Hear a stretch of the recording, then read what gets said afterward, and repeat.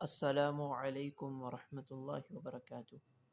عزیز طالبات، امید ہے آپ سب خیر و عافیت کے ساتھ ہوں گے اور یقیناً آپ نے تفسیر و مصطلح الحدیث کے گزشتہ اسباق سماعت کر لیے ہوں گے۔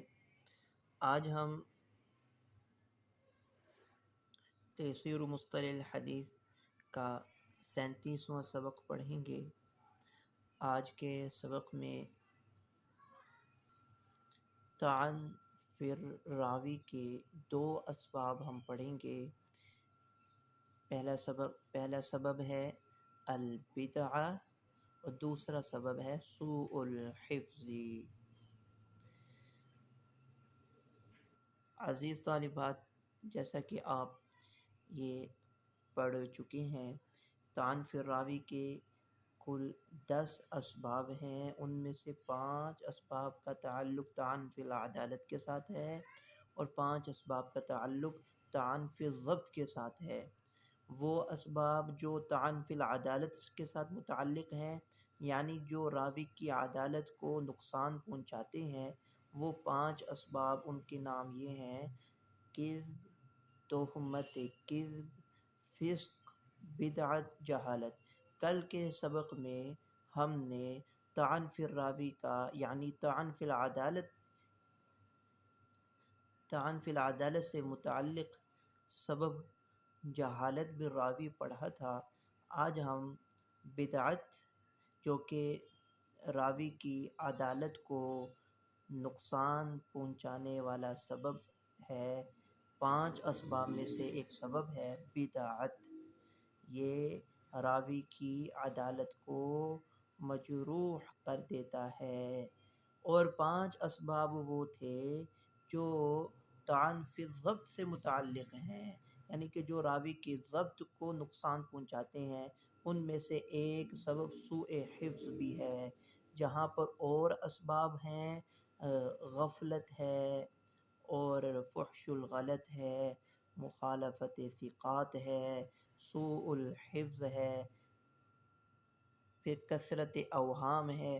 یہ 5 اسباب تھے جو طعن فی الضبط سے متعلق تھے۔ آج کا سبق ہمارا یہ طعن فی الراوی کے اسباب کے اعتبار سے آخری سبق ہے کہ یہ طعن فی الراوی کا 9واں سبب ہے اور یہ سوء الحفظ طعن فی الراوی کا 10واں سبب ہے۔ سبق شروع کرنے سے پہلے درود شریف پڑھ لیں۔ اللہم صلی علی سیدنا و مولانا محمد النبی الامی وعلی آلہ وسلم تسلیما۔ اب ہم اپنے سبق کا آغاز کرتے ہیں۔ جی، بسم اللہ الرحمن الرحیم۔ البدعۃ تعریفها لغة هي مصدر من بدع بمعنى انشأ كابتدع كما في القاموس۔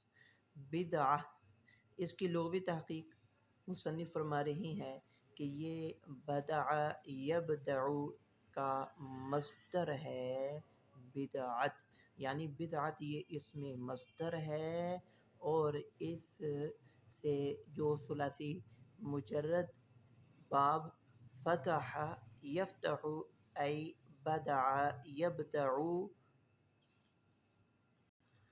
افعال مشتق ہوتے ہیں۔ آپ کو معلوم ہے کہ اسم مصدر وہ اسم کہلاتا ہے جو خود تو کسی لفظ سے نہ بنا ہو لیکن اس سے آگے افعال بنتے ہوں، اسماء بنتے ہوں۔ تو بہرحال البدعہ لغوی تحقیق یہ ہے کہ یہ بدع یبدع کا مصدر ہے۔ بدع کا معنی انشأ پیدا کرنا، کا ابتدع کی طرح ہی اس کے معنی ہے جیسا کہ قاموس میں ہے۔ اصطلاحا الحدث فی الدین بعد الاکمال او ما استحدث بعد النبی صلی اللہ علیہ وسلم من الاہواء والاعمال۔ اصطلاحی تعریف بدعت کی کہ دین کے کامل ہو جانے کے بعد دین میں کوئی نئی چیز پیدا کرنا۔ الحدث فی الدین بعد الاکمال، اکمال دین کے بعد دین میں کوئی نئی چیز پیدا کرنا، او مستحدث بعد النبی صلی اللہ علیہ وسلم من الاہواء والاعمال، یا وہ نئے کام جو نبی صلی اللہ علیہ وسلم کے بعد خواہشات اور اعمال میں جاری ہوں، وہ نئے کام جو آپ صلی اللہ علیہ وسلم کے بعد خواہشات اور اعمال میں جاری ہو جائیں، یہ ہے بدعت کی اصطلاحی تعریف۔ تو بدعت جو کہ ابھی ہم نے پڑھا کہ طعن فی الراوی کا 9واں سبب ہے جو مصنف نے ترتیب رکھی ہے، اس اعتبار سے یہ طعن فی الراوی کا 9واں سبب ہے بدعت، اور اس کی لغوی معنی کہ یہ اس میں مصدر ہے بدع یبدع، یہ اس سے افعال نکلتے ہیں بنتے ہیں، تو بدع یبدع سے اس میں مصدر ہے۔ اصطلاحی تعریف کے اکمال دین کے بعد دین میں نئی چیز کا پیدا کرنا، یا کوئی نئی چیز یا وہ نئے کام جناب نبی کریم صلی اللہ علیہ وسلم کے بعد خواہشات اور اعمال میں جاری ہوں۔ انواعها البدعۃ نوعان، بدعت کی 2 اقسام ہیں، بدعت مکفرۃ، بدعت مکفرہ، پہلی قسم ہے بدعت مکفر، مطلب ایکفر صاحبها بسببها، بدعت مکفرہ یعنی اس کے ارتکاب کے سبب اس کا مرتکب کافر قرار دیا جائے، ایسی بدعت جس کے مرتکب کو کافر قرار دیا جائے، کأن یعتقد ما یستلزم الکفر، یعنی اس طرح کہ وہ ایسا عقیدہ رکھے جو کفر کو مستلزم ہو، کأن یعتقد ما یستلزم الکفر، جو ایسا عقیدہ رکھتا ہو جو کفر کے مستلزم ہو، والمعتمد ان الذی ترد روایته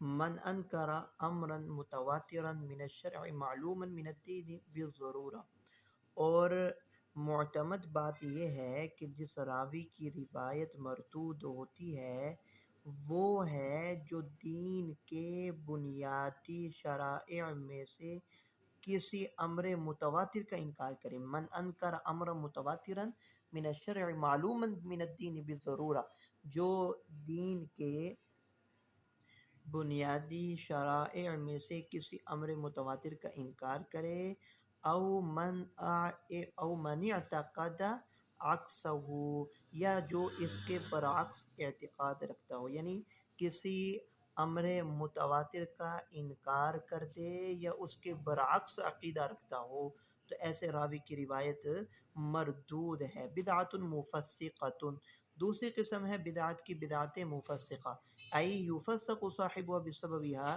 کہ جس کا مرتکب وہ فاسق و فاجر کہلائے گا، وہو من لا تقتضی بدعتہ التکفیر اصلا، اور یہ وہ راوی ہے کہ جس کی بدعت تکفیر کا تقاضا نہیں کرتی۔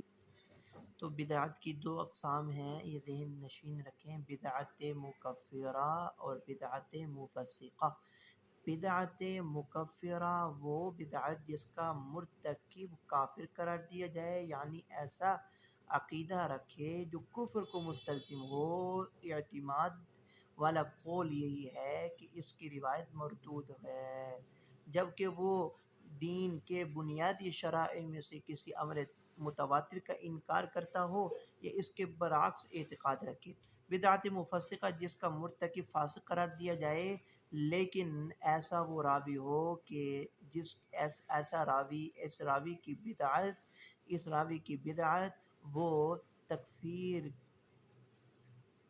کی مقتضی نہ ہو۔ حکم روایت المبتدع، مبتدع کی روایت کا حکم، یعنی کہ بدعتی کی روایت کا حکم، ان کان بدعت مکفرہ ترد روایت، اگر اس کی بدعت مکفرہ ہو تو اس کی روایت مردود ہے، وَإِن كَانَتْ بِدْعَةُ مُفَسِّقَةً، اگر اس بدعتی کی بدعت وہ بدعت مفسقہ ہے، فالصحیح الذی علیہ الجمہور ان روایتہ تقبل بشرطین، تو صحیح بات اور صحیح قول اور صحیح مذہب یہی ہے جس پر جمہور کا عمل ہے، جمہور کا اتفاق ہے کہ ایسے بدعتی کی روایت دو شرطوں کے ساتھ قابل قبول ہے: اللہ یکون داعیتا الی بدعتہ، پہلی شرط یہ ہے روایت کے مقبول ہونے کی پہلی شرط یہ ہے کہ اللہ یکون داعیتا الی بدعتہ، کہ وہ بدعت کی طرف داعی نہ ہو، وہ روایت، وہ حدیث بدعت کی طرف دعوت دینے والی نہ ہو، وہ اللہ یروی ما یروج بدعتہ، اور دوسری شرط یہ ہے کہ وہ راوی ایسی روایت نہ کرے جو بدعت کو ترویج دے۔ دو شرائط کے ساتھ بدعت مفسقہ کی روایت قابل قبول ہے۔ پہلی شرط یہ ہے کہ اس کی یہ روایت وہ بدعت کی طرف دعوت دینے والی نہ ہو۔ دوسری شرط یہ ہے کہ وہ راوی ایسی روایت نہ کرے جس سے اس کی بدعت کو ترویج ہو۔ حل لحدیث المبتدع اسم خاص، کیا مبتدع کی حدیث کا کوئی خاص نام ہے؟ لیس لحدیث المبتدع اسم خاص بھی، تو فرمایا کہ مبتدع کی حدیث کا کوئی خاص نام نہیں ہے۔ وانما حدیثہ من نوع المردود، بلکہ اس مبتدع کی حدیث یہ اخبار مردودہ ہی کی ایک قسم ہے، یعنی کہ خبر مردود ہی کی ایک قسم ہے۔ کما عرفت ولا يقبل الا بالشروط التي ذکرت آنفا، اور اس بدعتی کی روایت وہ مذکورہ شرائط کے ساتھ ہی قابل قبول ہوگی۔ تو طعن فی الراوی کا نوواں سبب تھا بدعت۔ ہم نے بدعت کے لغوی معنی پڑھے کہ بدعت یہ بدعا سے مصدر ہے، اس میں مصدر ہے، بدعا یبدعو کا مصدر ہے، بدعا کا معنی انشاء یعنی پیدا کرنا۔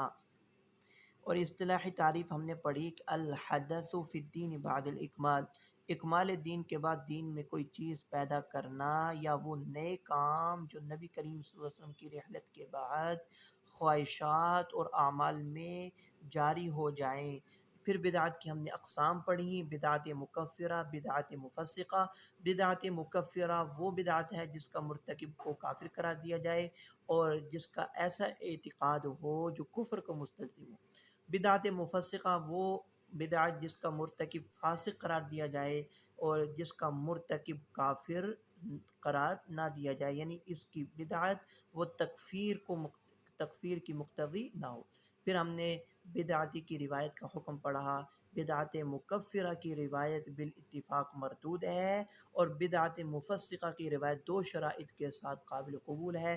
پہلی شرط یہ ہے کہ یہ روایت کسی بدعت کی طرف داعی نہ ہو، دعوت دینے والی نہ ہو۔ دوسری شرط یہ ہے کہ وہ راوی ایسی روایت نہ کرے جو کہ اس کی بدعت کی طرف بدعت کو ترویج دے۔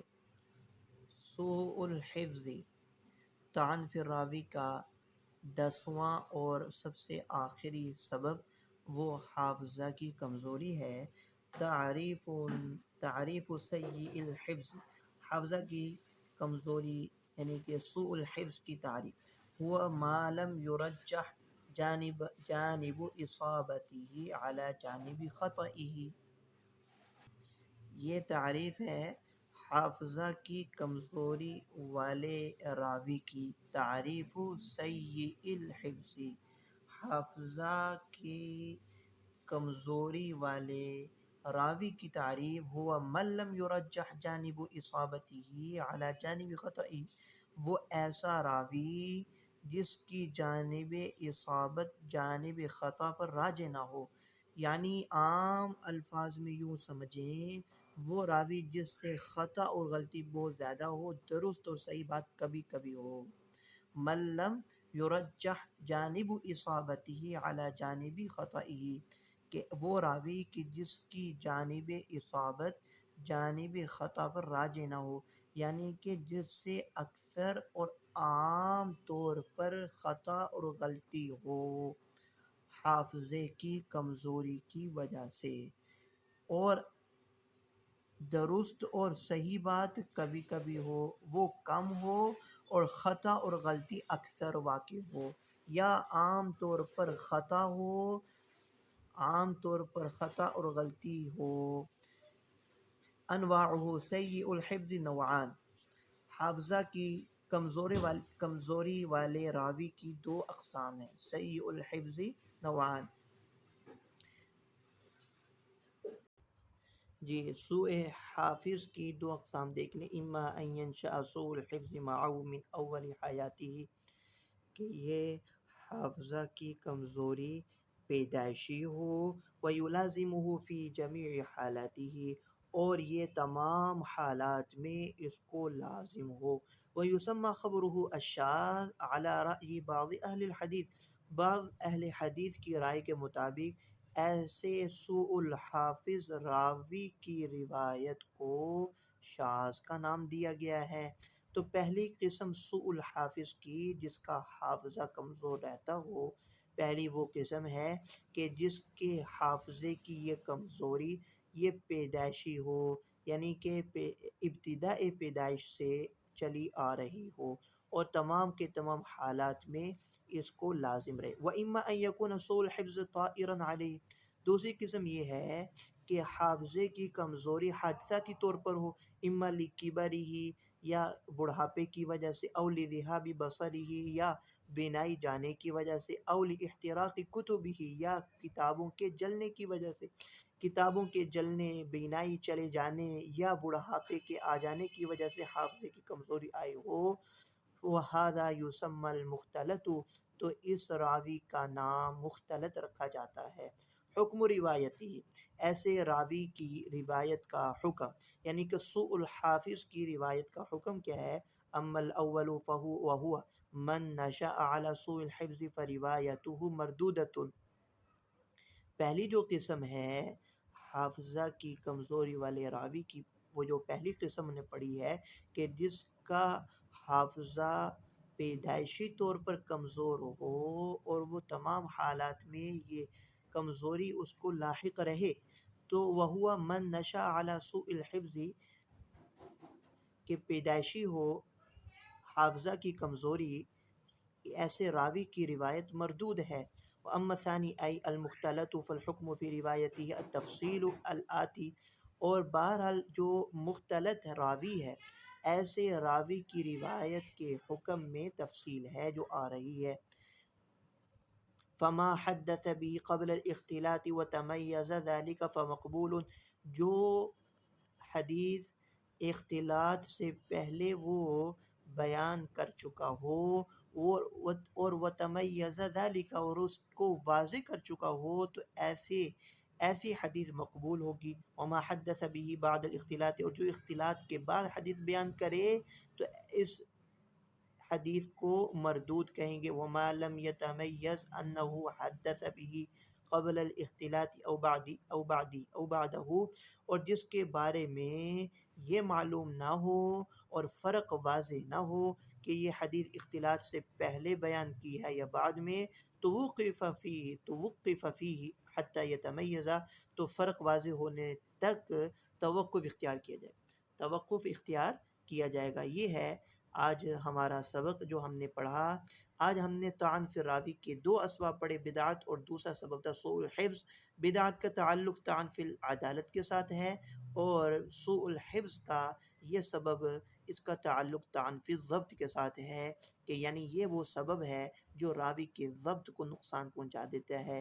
حافظہ کا کمزور ہونا، سوء الحافظ یعنی حافظہ کی کمزوری والے راوی کی دو اقسام ہم نے پڑھی، کہ یہ حافظہ کی کمزوری یا تو پیدائشی ہوگی یا کسی حادثاتی طور پر پیش آئے گی۔ ان دونوں طرح کے قسموں کے جو راوی ہیں ان کی روایت کا حکم ہم نے پڑھا، کہ اگر کسی راوی کی کمزوری یہ پیدائشی طور پر ہو تو پھر ایسے راوی کی روایت تو مردود ہوگی، اور اگر کسی راوی کی یہ کمزوری یہ حادثاتی طور پر ہو اور پہلے حافظہ مضبوط ہو، قوی ہو، بعد میں کسی عارض کی وجہ سے کمزور ہو جائے تو اس راوی کی روایت کے حکم میں تھوڑی تفصیل ہے۔ اختلاط سے پہلے کی جو روایات ہیں، جو احادیث ہیں وہ مقبول ہوں گی، اور اختلاط کے بعد کی جو احادیث ہیں وہ مردود ہوں گی، اور جو احادیث جن میں تمییز نہ ہو رہی ہو، فرق واضح نہ ہو رہا ہو، ان میں توقف ہے، ان میں توقف ہے۔ آج ہمارا سبق یہاں تک مکمل ہوا، وآخر دعوانا الحمدللہ رب العالمین۔ السلام علیکم ورحمۃ اللہ وبرکاتہ۔